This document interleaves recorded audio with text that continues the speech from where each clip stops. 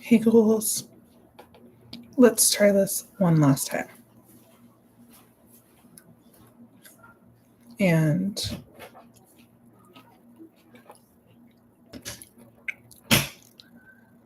I got grapes, I got matcha. I am fully ready to do this stream. So hopefully some of y'all join me. If not, I'll just have a good old time doing this by myself. I mean, add my sister, like have my sister come watch it with me. Because that would always be fun. It'd be so much fun, honestly.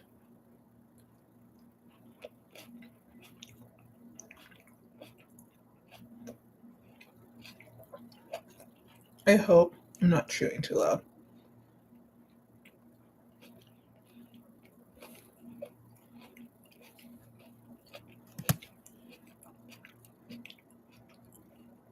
Okay.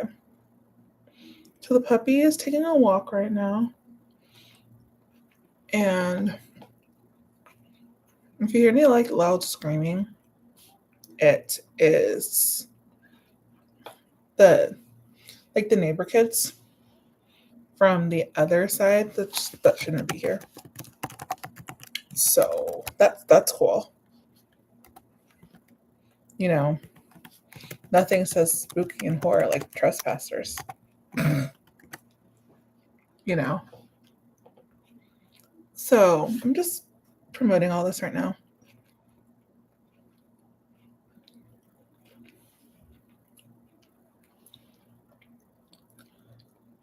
Okay. Let's see. I am promoting this everywhere. Excuse me.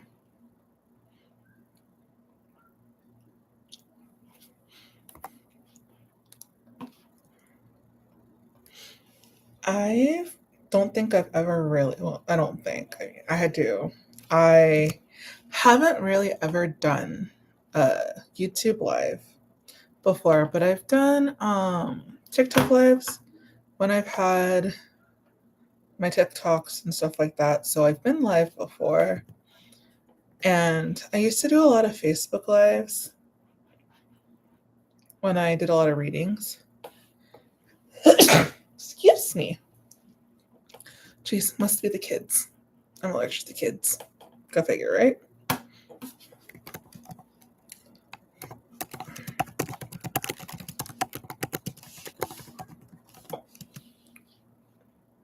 Let's see. Okay, so we got a whole paycheck sometimes. Whole Foods. And we got two types of grapes. We got these teardrop grapes and these other grapes. This one I think is my favorite. This one's like the close second, but I also do love their cotton candy grapes because those are amazing as well. And excuse me. Does anyone else like dry heave for a minute when they sneeze? Or is it just me? I need to figure out what to post on Facebook with this. Oh.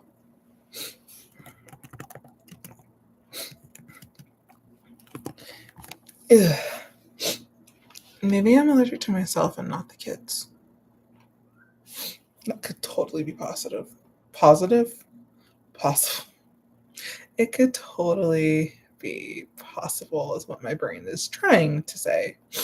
But it's like, or it could just totally be positive. Because, you know, it's positive to be allergic to yourself, apparently, according to my brain.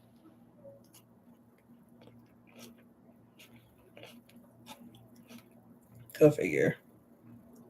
Oh, what a lovely thing of me. I'm like,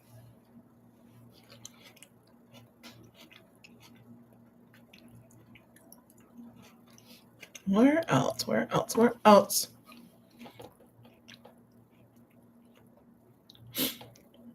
Okay. So I think I posted it everywhere. I know I can post it and share.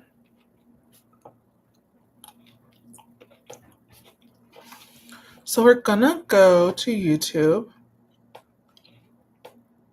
We're on YouTube. We're gonna go to TikTok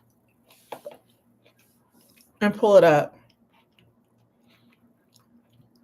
and watch some TikTok videos of some of the horror stuff I like to watch on TikTok. I posted several last night on,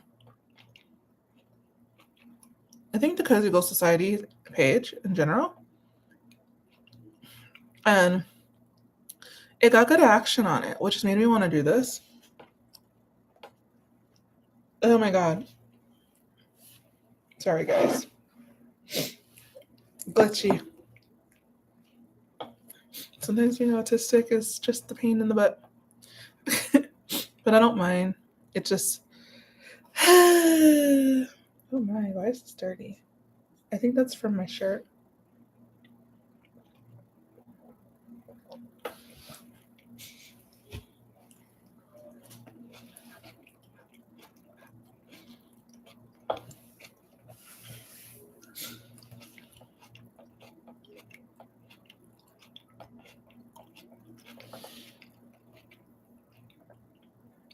So yeah, we're just doing a little bit more promotion of it. If you see it, please like and share, subscribe to the tube, and enjoy. I am making the best out of it. And if you guys see me get up, I have to grab the dog unless my sister comes out here, then she can grab the dog. She's just enjoying her life, this dog. She's like, I can enjoy my puppy life. Like, you do you, boo. You enjoy your puppy life because you deserve it. I think I promoted it absolutely everywhere, officially now. Ugh. Jeez.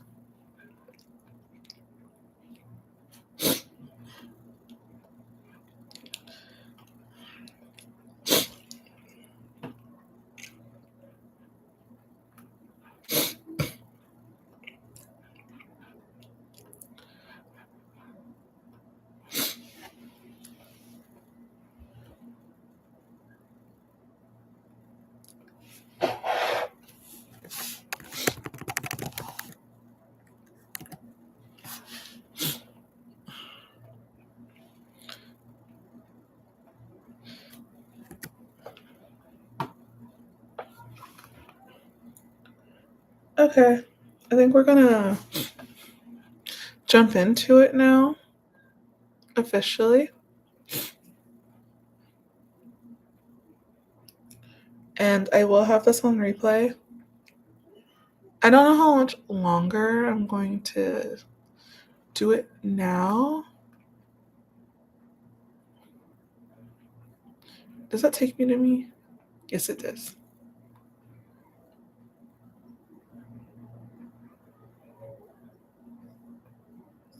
Oh, how funny. I posted the wrong link to that. That's great. You go, Anna. You're so good at this social media stuff. You're so good at it. Like, how did you not know that you posted the wrong link? Like, duh. Only a person with eyes and a brain would realize that. And apparently not today. Okay, there we go. Changed out. Much better.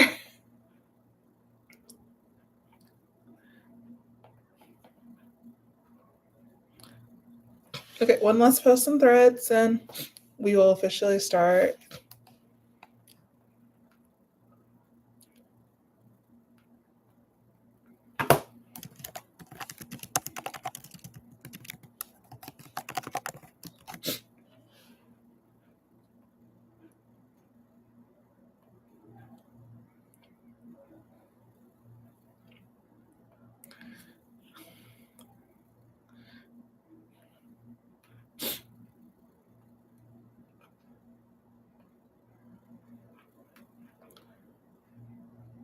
It's your step and cowboy boogie.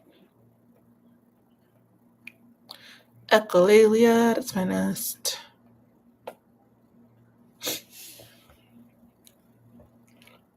Okay, well, let's do this. So, hello and officially welcome to the Cozy Goal Society.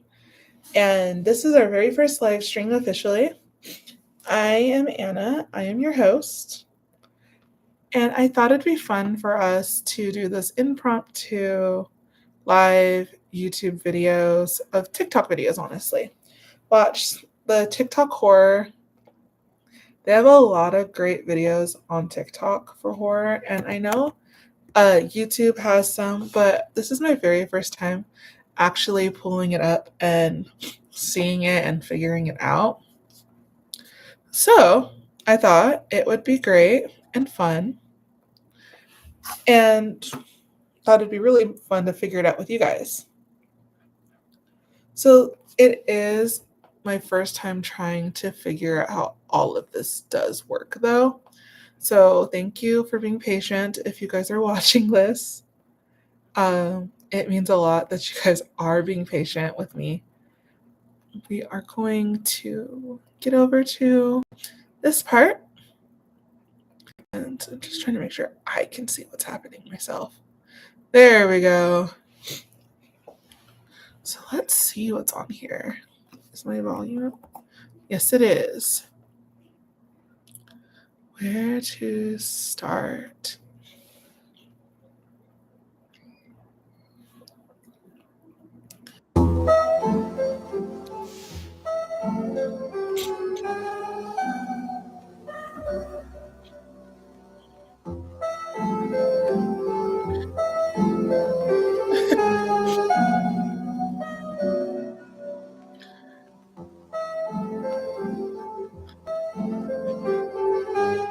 It's probably behind you, girl.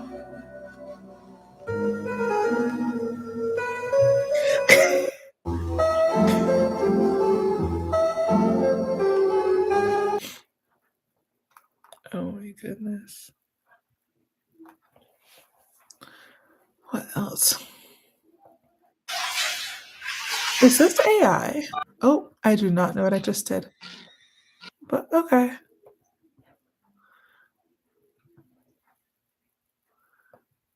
I think this is AI.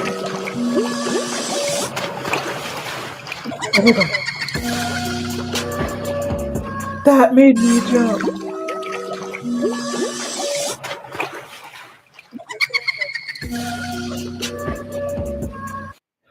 Oh, I didn't see that one coming.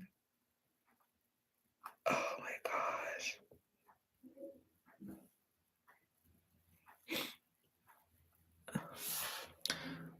Let's see.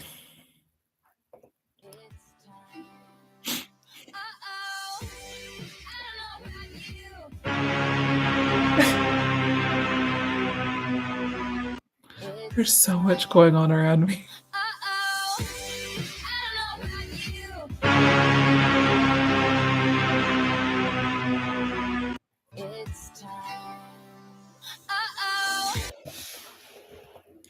What's this one?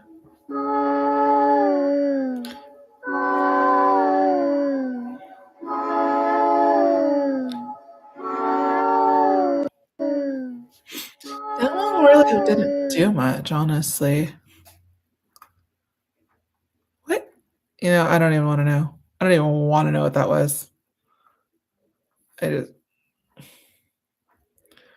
yeah. Let's see. I am home alone. I'm hearing my own voice upstairs. The door won't stop knocking. And there's nobody there. Hi. This door keeps Welcome. banging. I thought I was hearing my voice. Nobody's there. Go away. Open the door. Ooh, that was right over my shoulder. Who's... I'm giving you one chance to leave. I know what you're doing. It's not scaring me. It's not scaring anybody else. You need to leave now.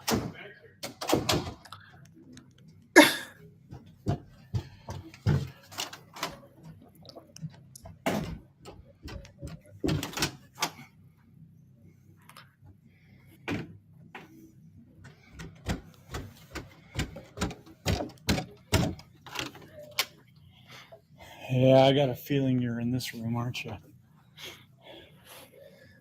you in here?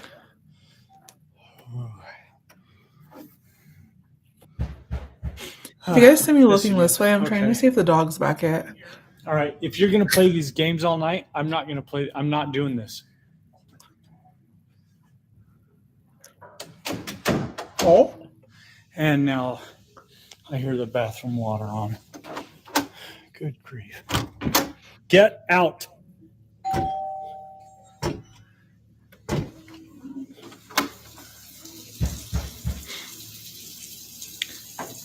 is it in the shower? I'm home alone. Oh, I'm hearing okay. my own voice upstairs.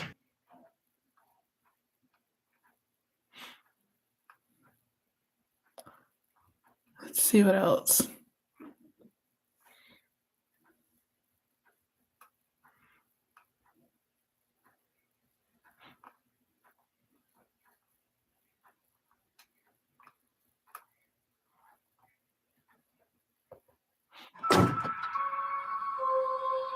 I'm gonna go see.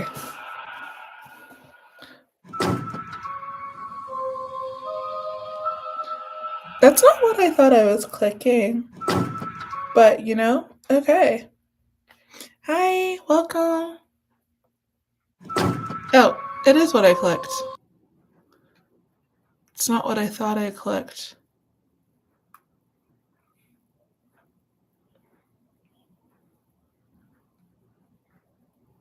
What the? Let's talk about one of the scariest urban legends, the story of Carmen Winstead. Carmen and her family ended up moving to Indiana because his father lost his job and he was searching for more job opportunities. She was just an ordinary girl, but she couldn't fit in. Moving to an unknown area and having trouble making friends was just very hard for her. Everything changed when she met 5 girls, who ended up becoming some of her best friends.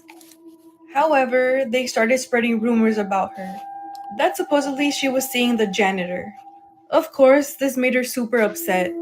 She got the courage to go confront the girls. After that, the girls started bullying her, calling her names and just dragging her. But one day the school had a fire drill. Carmen was standing next to a sewer, and the girls did the unthinkable. They thought it would be funny to push her in the sewer, and that's exactly what they did.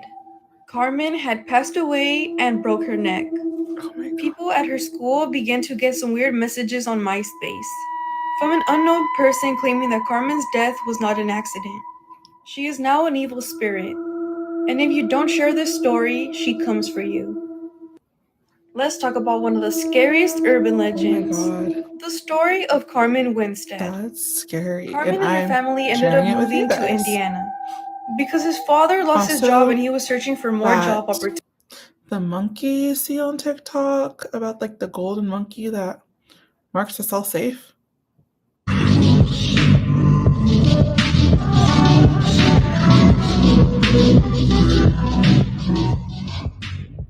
Oh,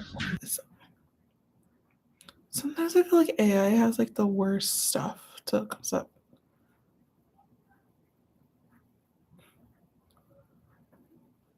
Oh.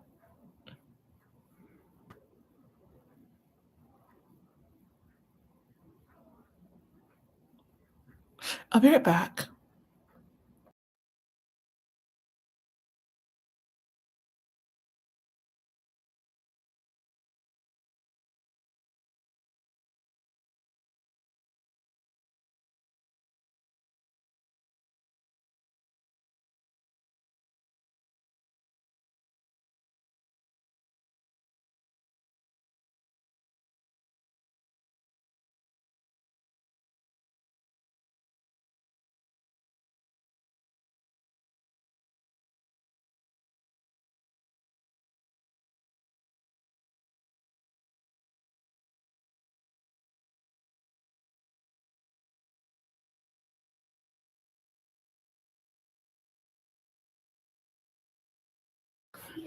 Alrighty, I'm back, and we're gonna try this other one, this other story.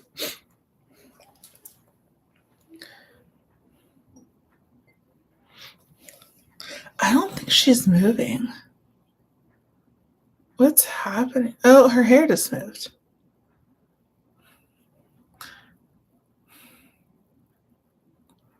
I feel like this is going to turn into a really bad jump scare. Uh, I am not eating this grape until this is a jump scare or something.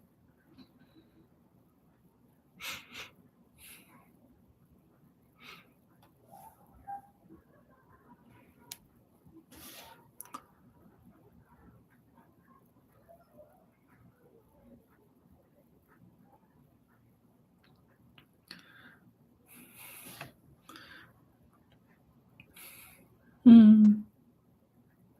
Is this one broken? No? Huh.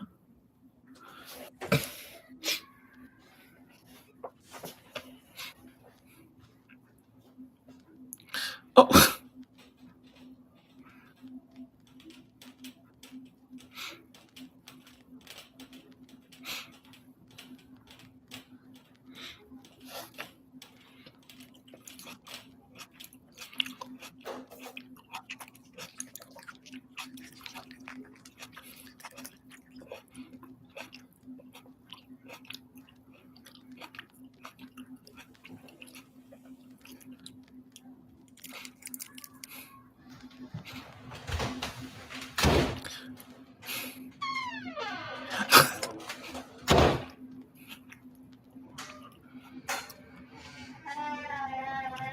This one's not that scary.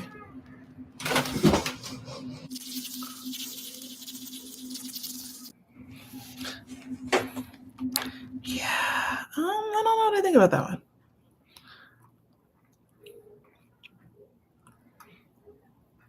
Let's see.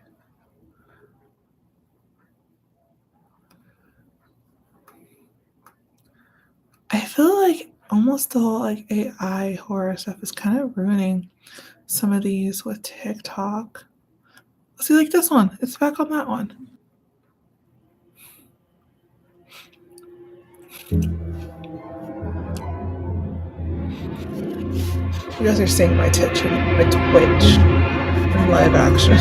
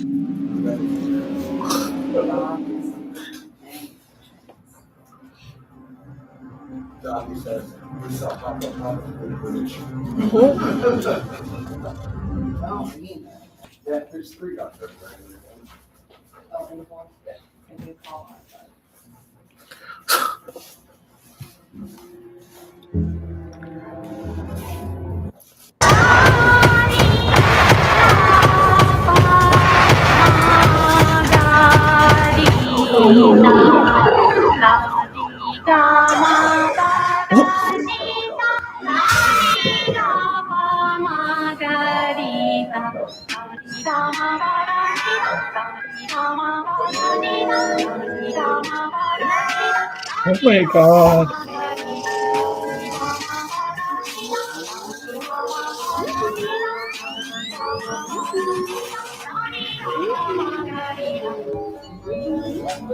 I feel like this is some dubstep music or something.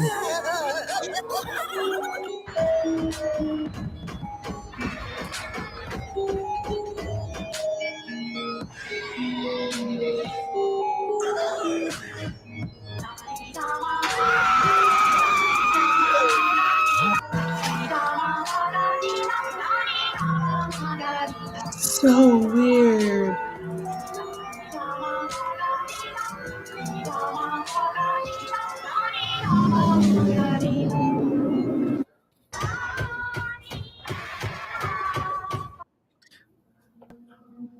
Oh, that was weird.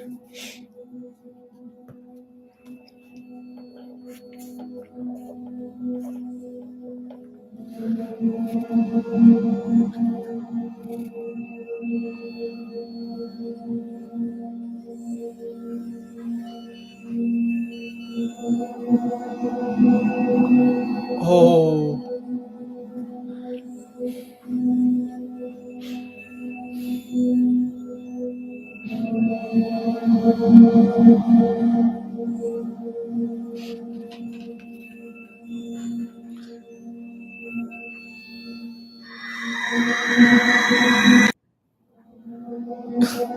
That gave me like Coraline vibes.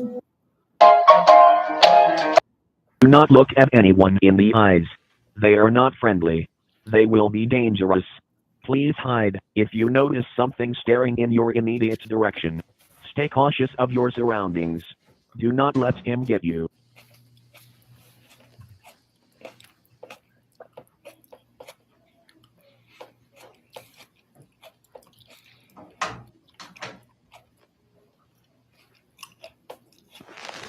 Do not look at anyone in the eyes.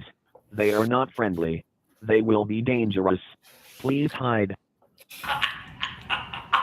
What?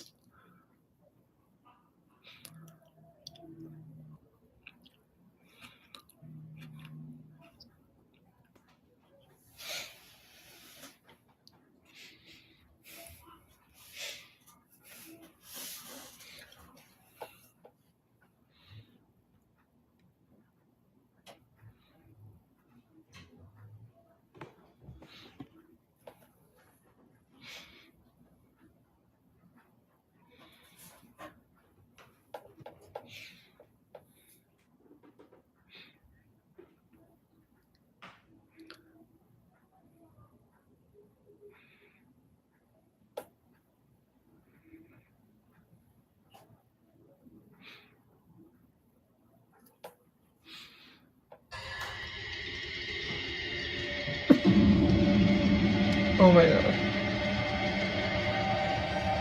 Muttering.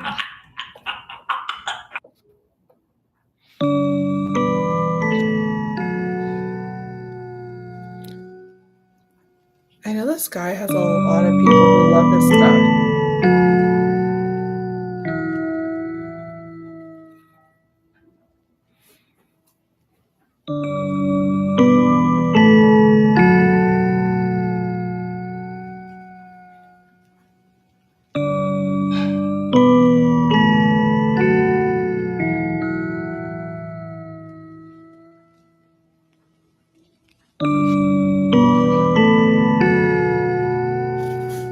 Hi, baby.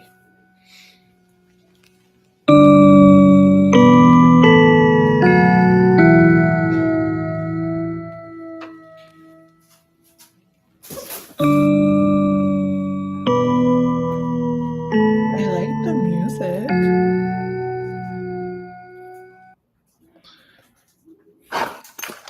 Oh, it's time for breakfast.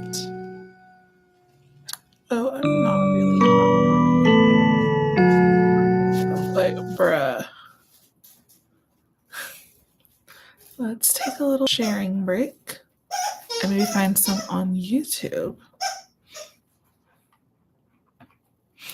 too that we can do as well.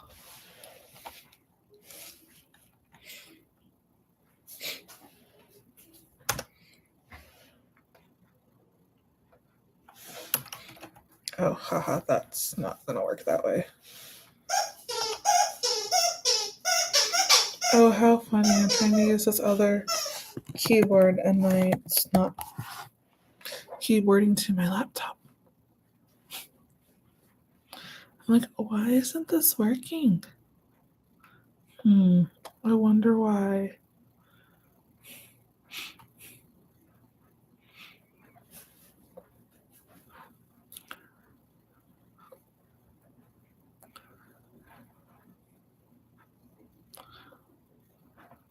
Let's see.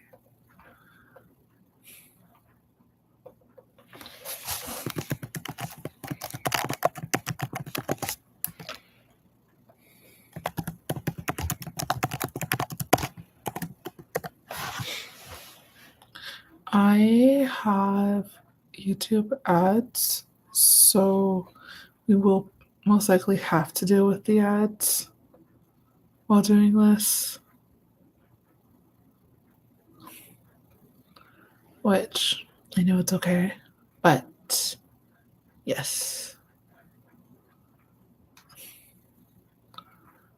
We'll get some of these other videos up and going.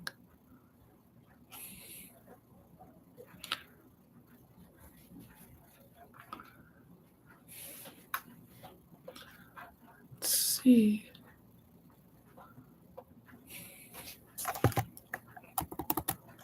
YouTube.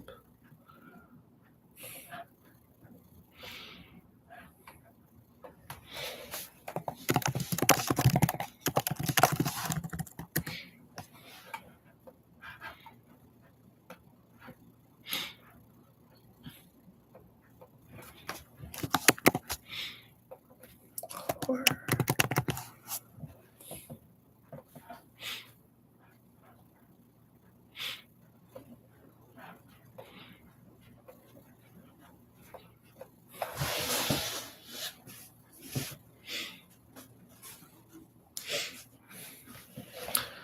Okay. Ooh, 20 true creepy horror stories animated.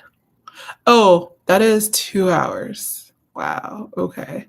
We'll have to do another video just for that.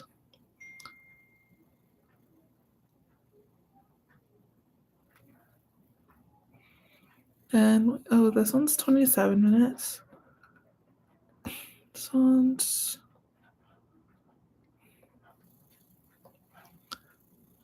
7 Alaskan, 3 true Russian manicures.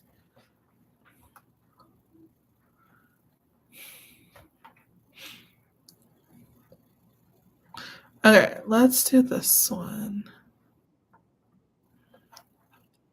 Let's go this. Technology uses high power. Okay.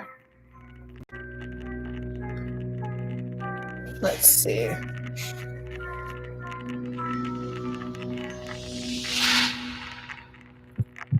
Story 1 by Keisha. My girlfriend and I recently moved into our new house. It's honestly the home we've been dreaming of, the perfect fit for us. Lily. We have a cat named Bella whom we rescued together, so everything felt perfect when we first moved in. The only downside at first. Oh, didn't mean to pause it. Pull up here. I found this. The house to our right. It looked abandoned, as the owner had started renovating it but never finished. The layout of the houses is such that on our right there's a space for the entrance to our back garden, and next to that is the abandoned house's entrance to its back garden.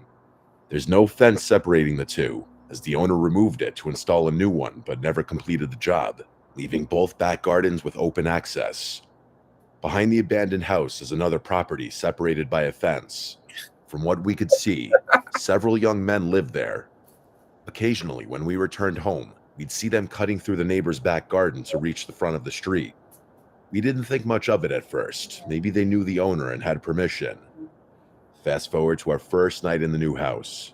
We were sitting in the back garden, enjoying the space, and looked up at the houses behind us, just out of curiosity.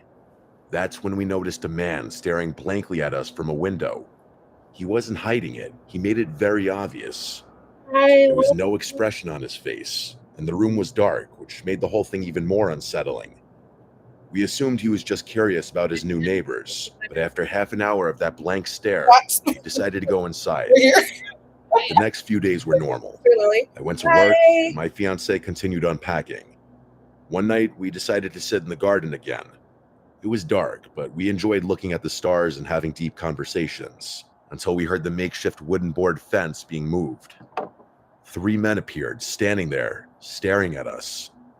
"Are you okay?" I asked, knowing they wouldn't leave unless I said something. The youngest looking one, around 29, was holding a big bag, and we had no idea what was inside. He offered us some stolen washing up tablets, which we declined. I made a joke about it because the situation felt so awkward. He smiled and said okay, and then they left. What struck me was how they just let themselves into our garden without saying anything, like as if they had every right to be there. We went back inside, thinking it was a one-off, but it all started getting worse from there. They began helping themselves into our garden more often and acting in ways that were clearly meant to intimidate us. They would get into the next door house by lifting up the fence that separated the back gardens and walking through. I forgot to mention, my girlfriend and I are both 20 years old, so of course the idea that they might be trying to intimidate us as two young women was the first thing that crossed our minds. One day, while I was cleaning the front room, 2 police officers came around the side of our house and entered the abandoned garden. They lifted up the fence and looked around for a few minutes before leaving without saying anything. I thought it was strange, but continued with my day, assuming maybe the people next door were trouble. A few days later, the police knocked on our door. They explained that the house behind us was now vacant. The men had been kicked out for antisocial behavior, apparently not just towards us, but with other neighbors too. Honestly, we were relieved. Even though they hadn't physically done anything yet, it meant they wouldn't get the chance to escalate things. We continued settling into the house, but one day, while I was in the bath, I heard a loud bang outside. I quickly got dressed and ran to find my girlfriend. I found her recording something from our spare bedroom window, which faces the garden of the now empty house. I asked what was going on, but she shushed me. After a moment, she explained. A man we had never seen before pointed up at our bedroom window, and when she noticed him, he sprinted full speed toward our house.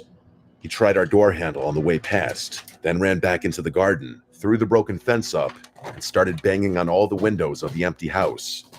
We called the police immediately. They came, watched the video, took a statement, and left. We were shaken. Why would they try our door handle and then break into that house? What was he planning? A few nights later, while we were in bed, we heard whistling. The kind of whistle men use to harass women. It was 2:16 a.m. We listened quietly, and then heard someone tapping on our window. Terrified, we checked the cameras, but for some reason, they didn't record anything. Whoever it was must have left shortly after because the noises stopped.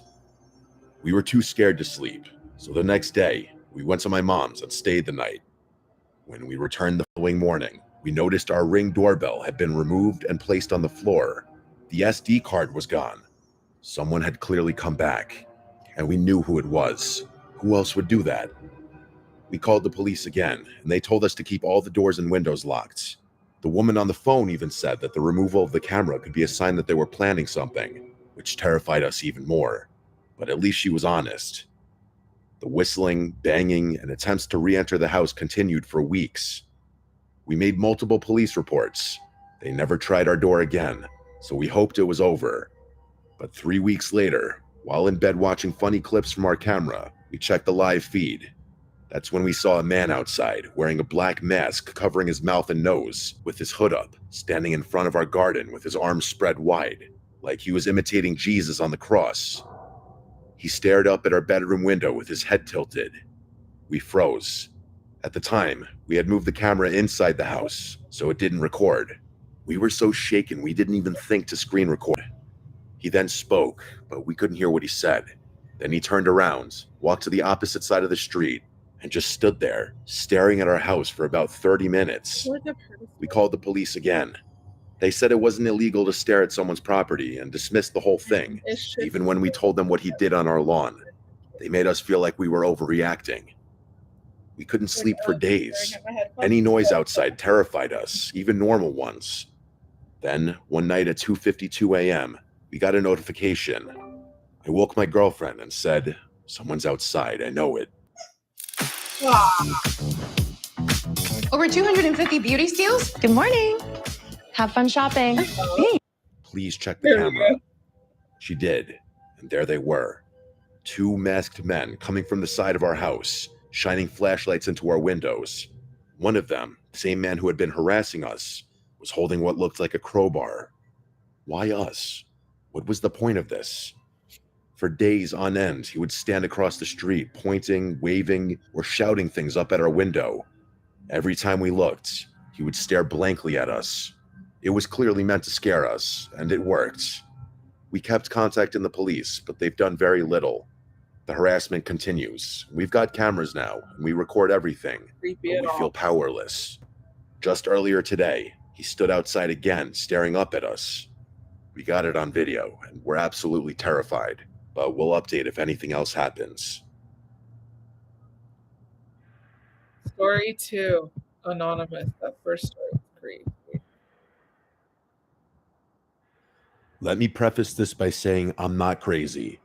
I know how this is going to sound. Paranoid, unhinged, delusional, but I swear, everything I'm about to tell you actually happened. It started with a face, or more accurately, faces that all looked just slightly off. 3 months ago, I ended a relationship with my ex, Caleb. We'd been together almost 2 years, and the breakup was long overdue. Caleb wasn't violent or anything, he never hit me, but he was controlling and possessive in that low-key and calculating kind of way. Perhaps the worst kind of way. He'd do things like track when I'm on my phone and quiz me on things I'd done that day to see if I'd give the same answer twice. After I left him, I changed my number, disabled my social media, and even moved apartments. I thought I was in the clear. Then came the barista. It was a Tuesday morning. I stopped by this little hole-in-the-wall coffee shop near my new place. I'd only been there once or twice. As I stepped up to the counter, the barista, a girl about my age, smiled at me, but something about her expression made me pause. She tilted her head and said, "Good morning, sunshine." I froze because that was Caleb's nickname for me. It was not a common one. He used to say it sarcastically whenever I was upset, like, "What's wrong, sunshine?" He enjoyed pushing buttons. I brushed it off. Maybe it was a coincidence. But then it happened again. A few days later, I took a rideshare to work. A different driver than usual, older guy, maybe in his 50s. He kept glancing in the rearview mirror like he was trying to recognize me, and then he asked me if I ever figured out what I was running from. He said it as casual as could be. I simply responded, "What?" And he just chuckled and shook his head, like I was in on some joke. Caleb said that to me once. After I told him I needed time to figure myself out, he leaned in, dead serious, and asked, "Ever figure out what you're running from?"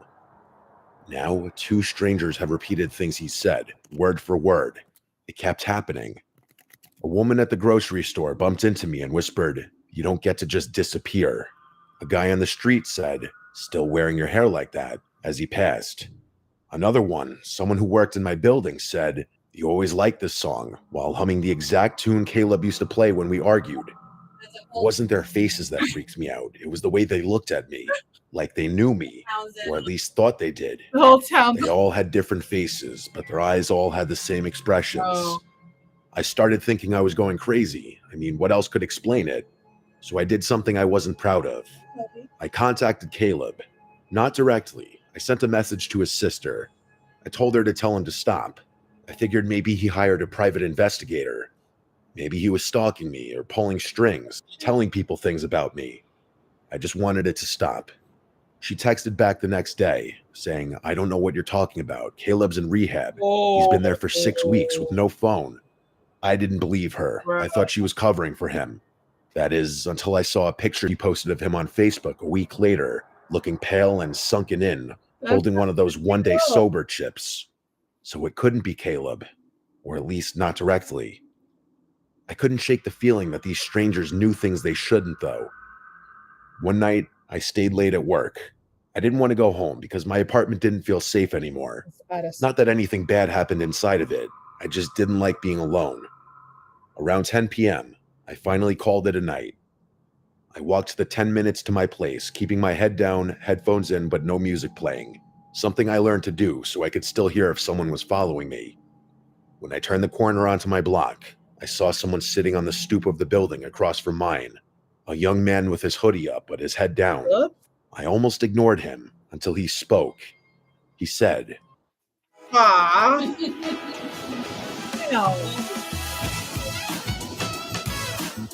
"Cold out tonight, huh, sunshine?" I stopped walking. He didn't look at me. He just stared at the sidewalk like he was reading something on it. I slowly walked past and didn't say a word. When I reached my building, I went upstairs and locked every bolt on the door. I sat on the couch for hours, just listening to nothing. Eventually, I fell asleep. The next morning, I woke up to find my doormat flipped over. That might not sound like a big deal, but I live alone, and the door to my unit is on the top floor. You don't just accidentally walk by my place. The underside of my mat had something scribbled in pen. It said, "You can change your face too if you want, but I'll still recognize you." I didn't know what it meant, but I still threw up. That day, I booked a hotel for the weekend. I left my apartment without packing anything. I didn't feel safe even grabbing clothes. I just needed to be somewhere crowded. The hotel clerk gave me a room on the 4th floor. It was small, quiet, and kind of stuffy, but it felt safe. But only until around 2 a.m., when someone knocked on my door. That hour. There were 3 slow knocks. I sat up in bed and waited. They knocked again eventually. I peeked through the peephole, and it was a woman, maybe in her 40s. Her face was totally blank and expressionless. She was just staring straight at the door. She didn't say anything, so I didn't make a sound, and eventually she left. It was one of the most disturbing things I'd ever seen. The next morning, I asked the front desk if someone had come by to my room. They said no one should have been up there, especially that late. All the rooms on my floor were vacant. That's when it clicked. These weren't random people. They were being sent and fed my details. They were given phrases Caleb used. But if it weren't Caleb, who would do it? If not And Caleb, why? why Caleb shape? I thought about Caleb in rehab, about his obsession with control and making sure I was never fully gone. He didn't need to be the one knocking, he just needed to send others to do it. So I started digging, and there was one conversation I remembered from months before the breakup. Caleb talking about a forum he was on, a place where people shared tactics. He made it sound like it was for productivity or self-improvement. I don't remember the name of it. Honestly, I don't think he ever gave me the name. But in retrospect, it sounded like some creepy, cultish roleplay crap. Yep. Except it's happening to me for real. Someone, probably Caleb, had hired people to say his words and mimic his patterns, so that even if he was out of my life technically, I'd still be constantly reminded of him. It wasn't stalking in the traditional sense. It was psychological graffiti. Like he was spraying himself onto strangers so I could never be sure who I was looking at. I don't think it's about watching me, but rather about making sure I never stop watching for him. I moved again and disappeared off social media again. I even dyed my hair. I told friends not to tell anyone where I was. It worked until last week. I was walking home from the bookstore, and a woman passed me on the street and said, "Still hiding behind books, sunshine?" She didn't stop walking even just to look at me. I don't think this will ever stop. Maybe he paid some crazy underground service to do this to me for a year, who knows? Maybe he made it public. Maybe this is some sick underground game now. Who can scare Sunshine the best? Who can get the closest without touching? I can't trust anyone's face anymore. The constant paranoia is truly eating away at my mental health. Bruh. That's crazy. Let's go. Story 3. Let's go. My family is a group of homebodies that don't travel, so everyone was surprised when my aunt proposed a trip to one of Michigan's Great Lakes. We agreed, wanting to create new memories together. My cousin booked a spacious Airbnb that could somehow accommodate all 18 of us, which felt like a miracle considering the price.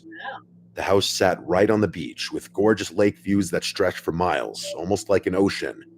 Most of us claimed rooms in the main house, but because of our large group, some of us were placed in a second building directly behind it, a 2-story garage with bedrooms upstairs. My 3 cousins and I were assigned to sleep there. At first, we didn't think much of it. We spent most of the first day enjoying the hot tub, relaxing on the beach, and soaking in the scenery. Beautiful though. It wasn't until night that we entered the garage for real. The space was outdated and neglected, with carpeted bathrooms that smelled like mold, stained bed linens, and a poorly secured latch on the door. Clearly, the cleaners focused on the main home and ignored the garage. My cousins were grossed out and refused to sleep on the beds unless we washed the sheets, so I suggested we do laundry.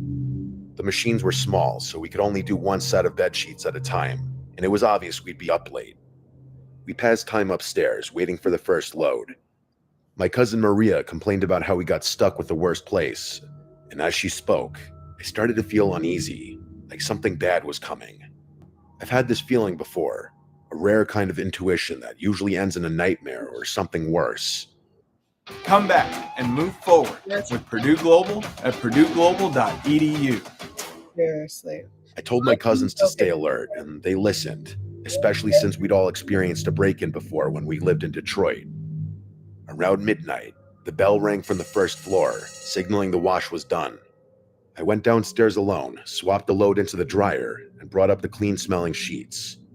When my cousins saw how clean they were, they wanted their bedding washed too, so I kept going up and down between cycles doing everyone's sheets.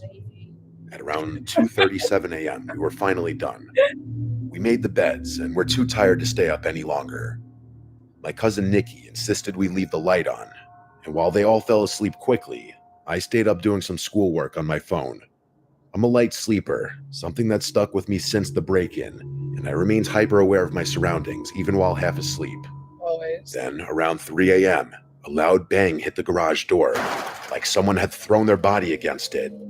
I sat up, startled, but my cousins didn't move. I tried telling myself it was just wind, though the noise was too heavy for that. Still, I stayed quiet and tried to sleep. But then it happened again, same deafening crash, this time shaking the garage door. The building trembled from the impact. I was fully awake now, watching the lamp-lit room as my cousins continued to sleep. No animal or gust of wind could cause that.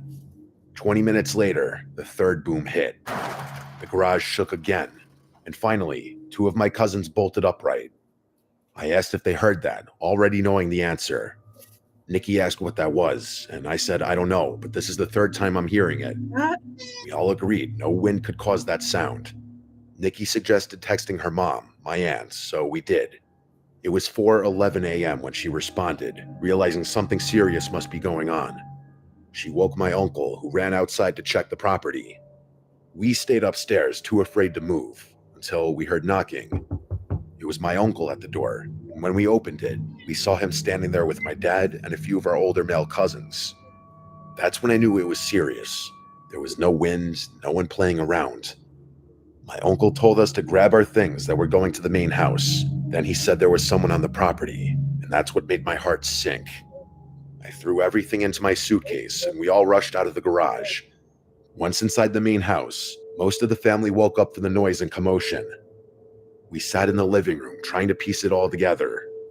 I told them about the first two loud crashes, and my cousins confirmed the third. My aunt explained that when my uncle went out to investigate, she followed him. He shouted hey at someone standing behind the garage. The door to the main house slammed behind her right then, and there was no wind to explain it. She feared someone might have slipped into the house, so she ran to wake my dad and cousins. After searching, no one else was found inside. Then my uncle described what he saw. A man stood behind the garage, not hiding or moving, but staring like he wanted to be seen. When my uncle called out, the man didn't flinch. He simply walked away and vanished, not into the darkness, but into thin air. The leaves on the ground didn't crunch, and there were no footsteps left behind. My uncle's not someone who makes up stories either. He's a serious, logical man, which made everything scarier. My brothers added that they found two jester cards, one in the main house and one in the garage. The one in the garage was twisted and demonic looking. One cousin pointed out that jitters symbolized mockery, and the loud sounds happened around 3 a.m., the so-called devil's hour. It was as if we were being taunted. My uncle had even checked for footprints, but saw only his and my cousin's, not the man's. Another cousin drove down the road during the incident to try and spot someone fleeing, but found no one. That day, no one returned to the garage. We squeezed into the main house, on floors, couches, anywhere there was room.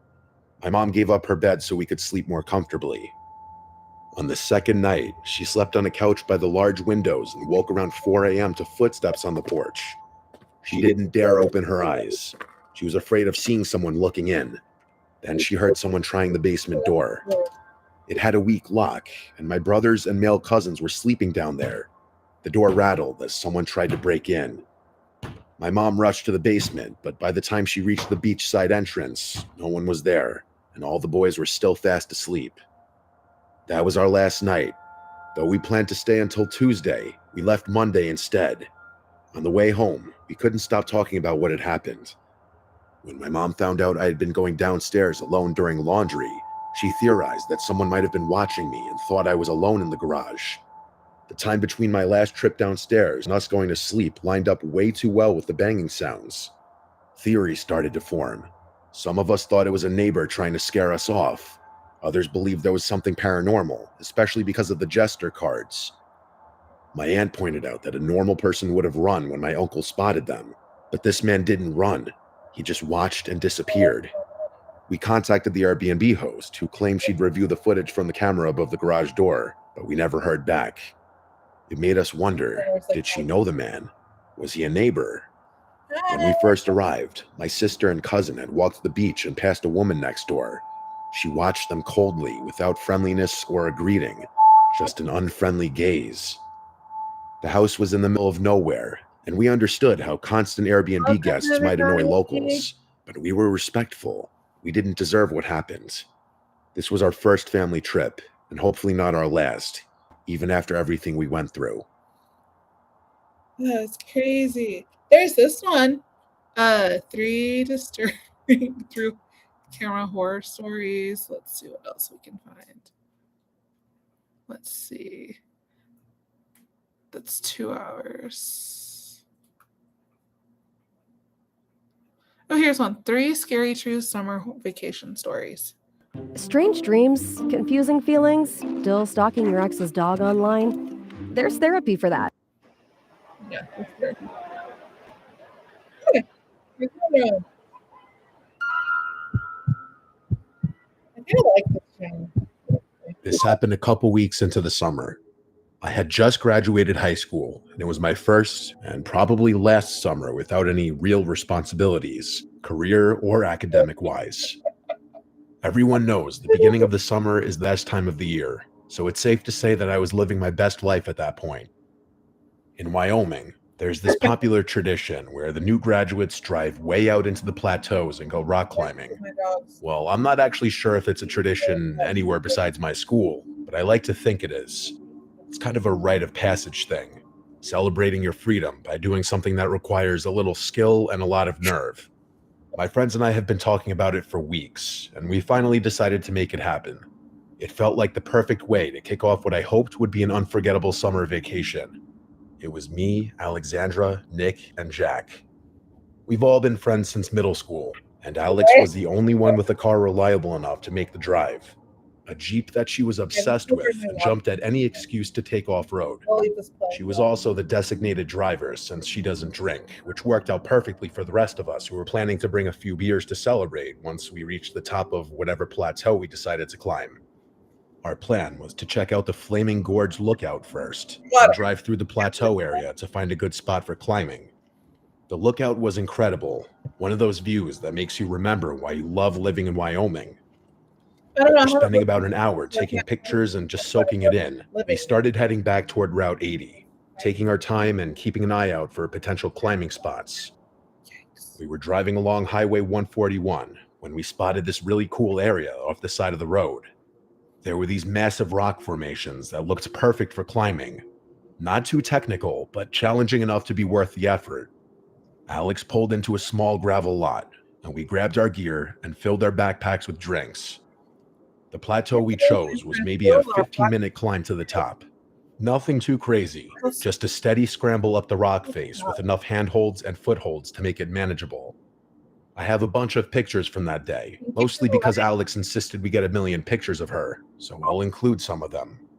Alex went first, since she was the most experienced climber among us, followed by me, then Nick, then Jack bringing up the rear.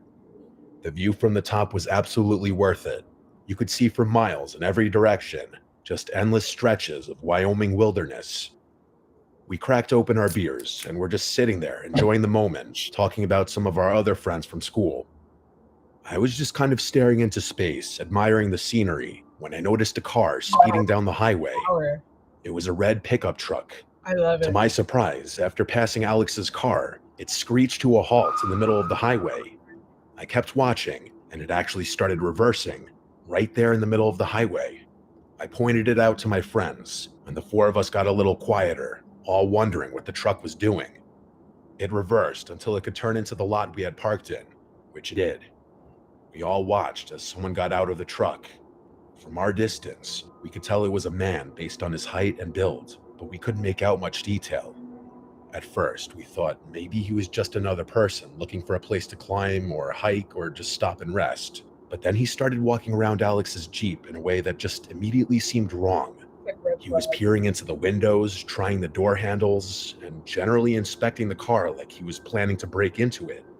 That's when Nick yelled, "Hey," from the top of the plateau to announce our presence and let that guy know that the car was not unattended. We saw the guy jump a little and start looking around, clearly unsure where the voice had come from. Finally, he spotted us from atop the plateau, and he actually waved at us. That made us think it was over, that he'd probably get back in his truck, knowing that he couldn't get away with doing anything. To our surprise, though, he kept poking around Alex's car. In response to that, Jack yelled that we were armed, which I still think was a bad idea. We obviously didn't have any weapons with us, but I figured Jack thought the bluff might scare the guy off. Instead, the man looked up at us and yelled back something that made me freeze up. He said, "Me too, kiddo." Then he held something up in the air and waved it around, presumably a gun, but I couldn't tell from so far away. What happened next was like something out of a nightmare. The man started ramming his shoulder and elbow into the Jeep's windows, clearly trying to break in. We could hear the impact even from where we were sitting. Alex was furious and started screaming at him to get away from the car. The rest of us joined in, yelling and making as much noise as possible while we started scrambling down the plateau as quickly as we could safely manage. I've never climbed down anything so fast in my life. By the time we heard the sound of glass shattering, we'd made it to the ground and were sprinting across the lot toward the Jeep. The man saw us coming and yelled for us to stop, pointing what I can now tell was definitely a gun directly at us. We had no choice but to stop and put our hands up. The man told us to throw our phones and wallets on the ground, which we did without hesitation. Then he ordered us to walk backward while he collected our stuff, keeping the gun trained on us the entire time. I was close enough now to get a good look at his face. He was an older white guy, maybe in his 50s, with a scraggly beard and kind of weathered features. Nothing particularly distinctive, which was frustrating because I knew it would be impossible to identify him among a group of generic-looking white men. After collecting all of our belongings, he pulled out a knife and punctured one of Alex's tires. Then he walked back to his pickup truck, which I noticed didn't have any license plates, and drove off without another word. Alex was livid, and I don't blame her. I was mostly scared from being held at gunpoint, but if I were in her shoes, I'd be furious as well. Not only has this guy robbed us and damaged her car, but we couldn't even call the police or chase after him since he'd taken our phones and disabled the Jeep. Yeah. Jack and I changed the tire as fast as possible, but I'm pretty sure all of us knew there was no way we'd be able to do it quick enough. Once we were back on the road, Alex drove as fast as she could in the direction the pickup had gone, but he was long gone. We gave up soon after that. Nick knew the way back to town by heart, so we decided to just head home and figure out what to do from there. As soon as we got to Alex's house, we used her mom's phone to call the police. We gave them a description of the man and his truck, but without license plates or any other identifying information, there wasn't much they could do except keep an eye out for someone matching the description. We never heard anything back from the police, obviously, and as far as I know, the guy was never caught.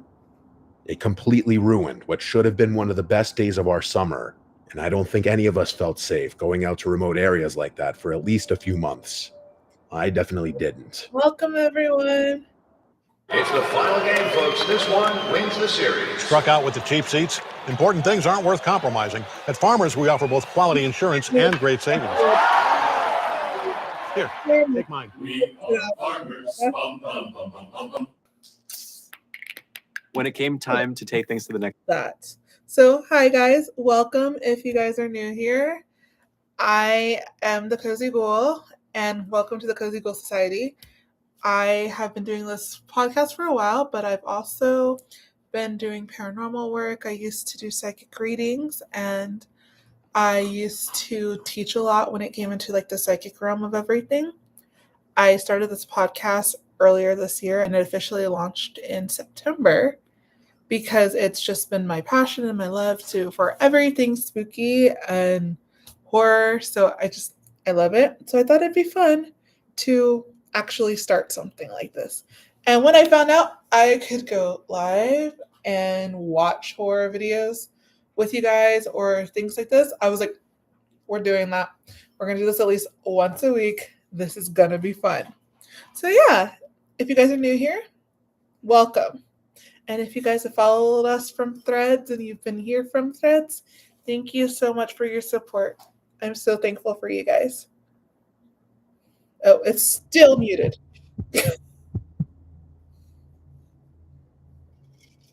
My name is Sophia. This happened 3 years ago when I was 19. My older brother Luke had just graduated from college in California, and the two of us were driving cross country back home to New Jersey. Since he'd been living out there for 4 years, he had accumulated a whole apartment's worth of stuff. Furniture, electronics, books, everything. There was no way he could fly back with all of it. But that wasn't the main reason we were doing it. I mean, cross-country road trip, sign me up for that any day of the week. Hell yeah. I considered it summer vacation, better even. We could have taken the direct route through Nevada and Colorado, but Luke wanted to see more of the country he'd been studying about, and I had never been to places like Zion or the Grand Canyon either. I love Zion. So we decided to take the scenic route along the southern edge. Well, Sedona. That's why Luke insisted on renting a U-Haul instead of just shipping everything or selling it and starting fresh back home. Honestly, I think he was also trying to save money wherever he could, like a typical fresh college graduate. The U-Haul wasn't huge, but it was big enough that I felt like we were driving a small moving truck across the country. Before we left, both our parents and pretty much every travel forum we looked at had the same warning: be careful in New Mexico.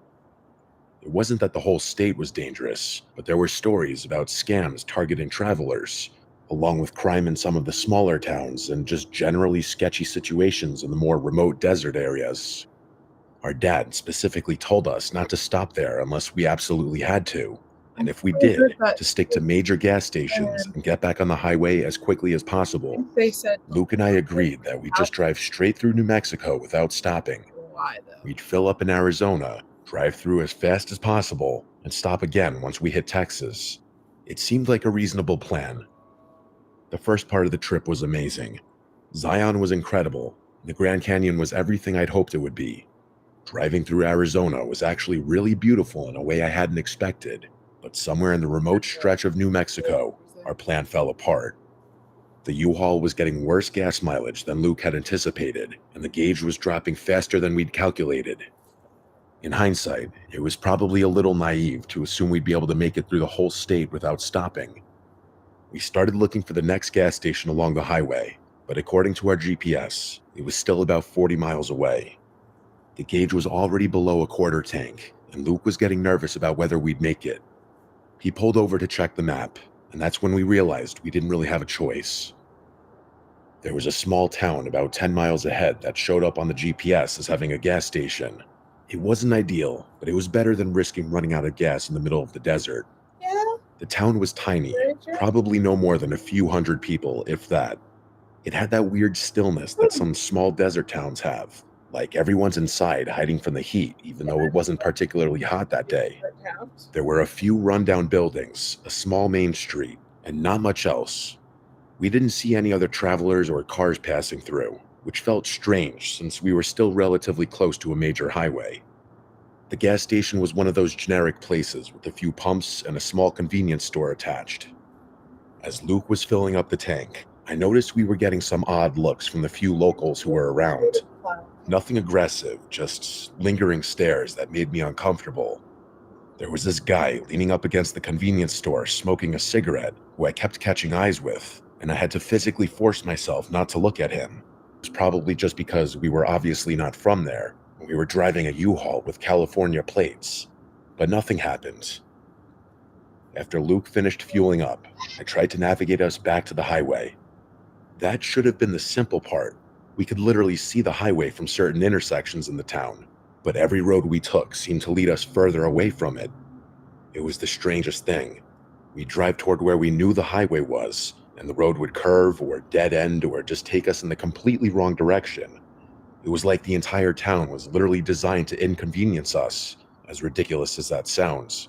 Ahoy, sailors! I'm Joy, and you can find me anywhere on board Virgin Voyages. And before you ask why we weren't using the GPS, well, we were. Or at least we were trying to. But it wasn't helping. It was clear that Google hadn't updated that location in ages because the map kept routing us to roads that didn't exist anymore or were inaccessible entirely. And on top of all of that, the signal was practically non-existent out there. So it would go through cycles of brief connection followed by nothingness for minutes on end. We ended up driving around the same few blocks multiple times, and I was getting increasingly anxious. Luke was trying to stay calm, but I could tell he was frustrated too. It started feeling more and more unnatural, like there was something uninviting about that place that we were supposed to have stayed away from. I can't describe it, but that feeling of literally seeing the highway but never being able to actually reach it was just so bizarre and deeply unsettling. After another 20 minutes of driving in circles, Luke decided to go back to the gas station and just ask for directions the old-fashioned way. I begged him not to, but he practically yelled at me, saying we were literally trapped in the one place we were told to stay away from. I could tell he was pretty freaked out at that point, so I just kept my mouth shut. After returning to the gas station, he went inside while I waited in the van. When he came out, he had this worried expression on his face. He got in and said the guy working there had given him directions, but they seemed unnecessarily complicated. According to the clerk, we needed to drive 17 miles in the opposite direction from the highway through some desert back roads to eventually loop back to an on-ramp. I stared at him like he had lost his mind. In what world would we need to drive 17 miles in the wrong direction when we could see the highway from where we were sitting? I asked Luke what the guy was like, and he said he seemed friendly enough, but there was something off about how confident he was about the directions, like he was trying really hard to convince Luke that this roundabout route was the only way. Luke also mentioned that the clerk had been asking a lot of questions about where we were going and how long we would be traveling. Before I could even say it, Luke was like, "I don't trust it whatsoever. We need to get the hell out of here." He just started driving, and I didn't object. He eventually pulled over on a quiet side street to figure out what to do next. The GPS still wasn't functioning properly, and I felt myself beginning to hyperventilate. There was a little part of me that couldn't help but think something really terrible was about to happen. And then, as if on cue, a dusty pickup truck pulled up beside us. I felt my heart starting to race. I looked over at Luke, who, from what I could tell, was already preparing to speed off should it come to that. The truck's window rolled down, and the guy asked Luke if we had broken down or were lost. Luke stared at the guy for a good few seconds before answering, clearly trying to gauge whether we were in danger or not. I sat there in the passenger seat trying to control my breathing. That's how freaked out I was. Had I been alone, I don't know what I would have done. After a tense few moments, Luke just said we were heading for the highway. He also described the route we were planning on taking to get there, which I realized were the directions the gas station clerk had given us. I didn't have the best view of the man from where I was sitting, but based on the tone of his voice, it sounded like he got really serious after hearing my brother speak. He asked us if we were crazy and said we should definitely not follow those directions. He went on to say that the route my brother had described would take us toward a really desolate area that was suspected to be a drug-running hotspot. Instead, he gave us alternate directions, then said it was a miracle we hadn't been robbed already, considering how clueless we were and how badly we stuck out, driving a U-Haul and all. Then, before we could even thank him, he drove off. Neither Luke or I said anything after that. Luke just started driving, following the man's directions. Sure enough, about a mile outside of town, there was this gravel road that was easy to miss if you weren't looking for it. It was the least intuitive, most convoluted highway entrance I'd ever seen, but after following the road for a good while, it did actually get us back onto the highway, and that was that. Luke and I talked a little bit about the whole thing, but I don't think either of us wanted to harp on it too much. We obviously laugh about it now, and our whole family knows the story and asks us to tell it every so often, but at the time, it was the most unsettling thing that's ever happened to us. I'll never forget that indescribable feeling of being there. It was like this mix of dread and anticipation and anxiety blended into one. My brother described it as a kind of breathless limbo, where you're not quite suffocating, but you can feel it coming. I never want to experience that again. Don't just take classes, take charge. Start your comeback today at PurdueGlobal.edu. Yeah. As a therapist myself, I know how important it is to be able to have someone that you can talk to about your problems, to bounce ideas off of, process your trauma. You. News story 3, Anonymous. This happened 5 years ago, 5 summers ago to be exact. My girlfriend at the time, let's just call her PS, had just graduated from college, with me having graduated a year earlier. We aren't together anymore, but there's no bad blood between us, and I don't regret a single bit of our relationship, even though it eventually fell apart. She was mixed, half Croatian and half Brazilian, and the two of us had always talked about going on a European trip together after finishing college. And if there's one thing you should know about PS, it's that if she put her mind to something, she was going to stop at nothing to see it through. Call it the Latin blood. That's always the joke I made. That's just how she was. So as soon as she graduated, the two of us started planning the summer vacation we had always fantasized about. Welcome. There was one glaring issue, though. We were both painfully broke, so we'd have to cheap it. The itinerary we ended up settling on was pretty ambitious for 2 people on a shoestring budget.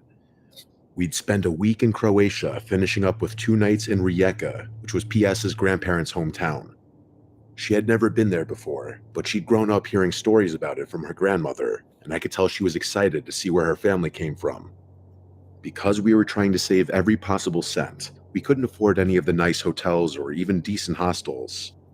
Instead, we ended up booking the cheapest Airbnbs and travel lodges we could find on short notice. I'm talking about places with 1-star reviews and photos that looked like they were taken with a flip phone.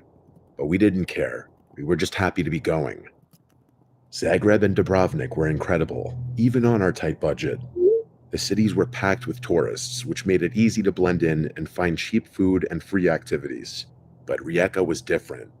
It's a port city on the northern coast, and while it's technically on the water, it's not exactly what you'd call a beach destination.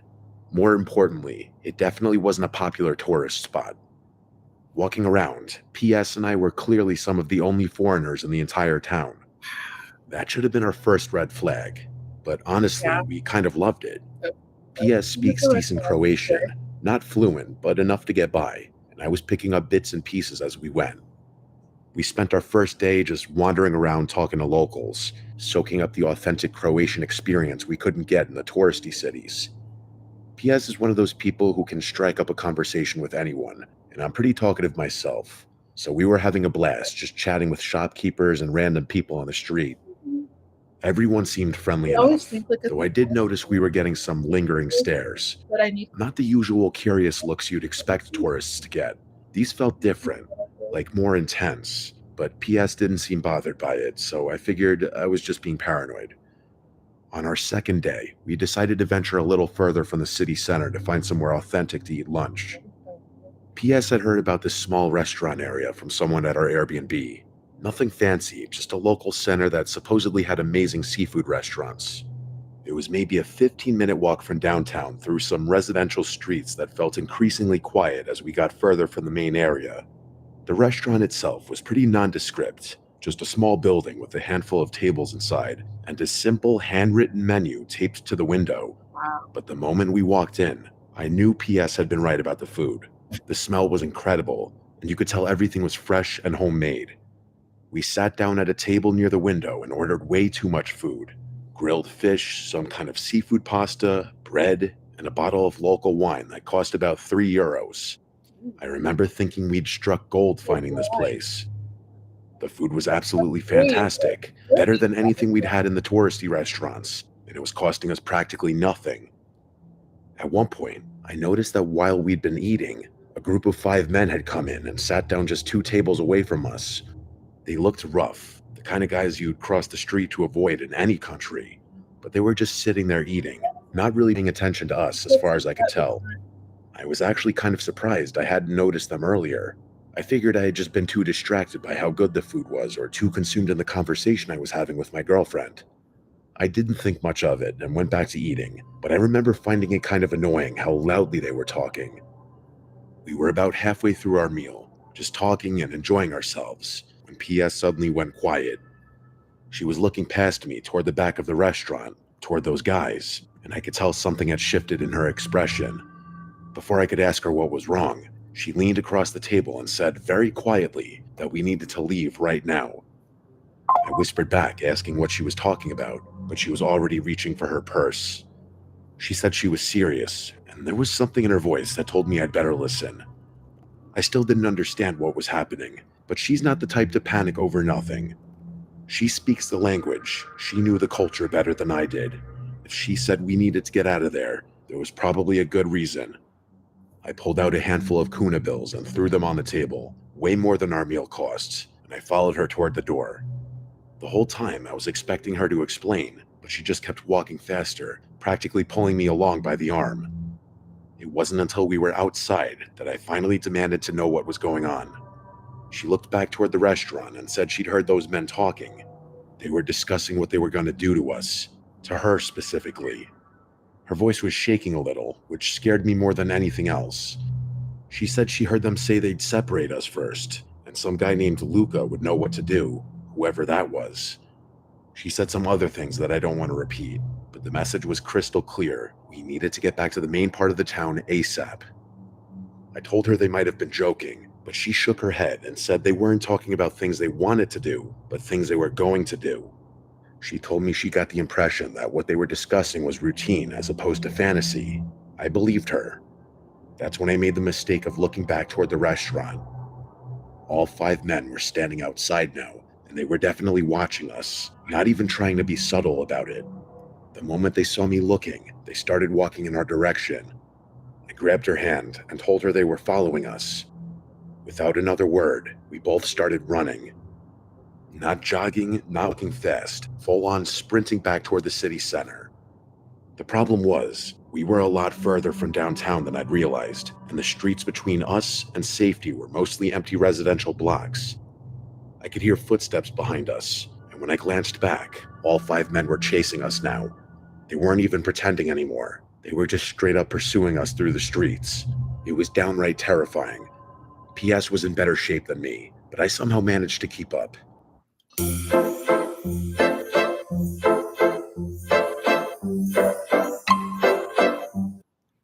Probably because of adrenaline. We ran for what felt like forever, turning down random streets, hoping we were going in the right direction. Finally, after maybe 10 minutes of the most intense running of my life, we started seeing other people on the sidewalks and hearing traffic. The men stopped chasing us as soon as we hit the busy area. I looked back one more time and saw them just standing there, maybe 2 blocks behind us, watching us but not coming any closer. It was like they knew they couldn't do whatever they'd been planning once there were witnesses around. We were both completely out of breath and shaking from adrenaline. She was crying a little, though she was trying to hide it. I'd never seen her that scared before, and it made the whole thing feel even more real. We found a cafe in the main square and sat down, trying to process what had just happened. That's when this older Croatian guy at the table next to us, who must have overheard us talking in English, leaned over and asked if we were okay. When we explained what had happened, he just shook his head and called us idiots. Not in a mean way, but like he couldn't believe how naive we'd been. He said tourists shouldn't wander around alone in that part of the city, especially not obvious foreigners like us. Then PS described the restaurant we'd been to, and the guy's expression got even more serious. What he told us literally made me dizzy. He said we'd basically walked into a known hangout for local criminals, that the place was connected to some kind of organized crime group that operated in the area. He seemed genuinely concerned for us, like we'd narrowly avoided something really bad. I mentioned something about notifying local authorities, and he just laughed, but he didn't elaborate further. Then he paid for his coffee and promptly left the cafe. PS and I didn't linger much longer. We got up after catching our breath and headed straight back to our Airbnb. The rest of our trip was basically ruined. We were too spooked to leave our room except to grab food from places right in the city center. We spent our last day just sitting inside, watching TV on my laptop and counting down the hours until our flight. Looking back, I'm incredibly grateful that PS had the presence of mind to get us out of there when she did. If she hadn't understood what the men were saying, or if she'd hesitated even a little bit, I don't know what would have happened to us. It's one of those experiences that makes you realize how quickly a normal day can turn into something genuinely dangerous, especially when you're in an unfamiliar place where you don't fully understand the local dynamics. I honestly still feel pretty stupid for being so casual in a foreign country. I know that's one of the most dangerous things you can do, especially if you look nothing like a local.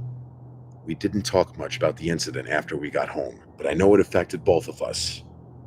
PS had always been fearless about traveling and exploring new places, but I think that day in Rijeka changed something for her. It certainly did for me. That's crazy.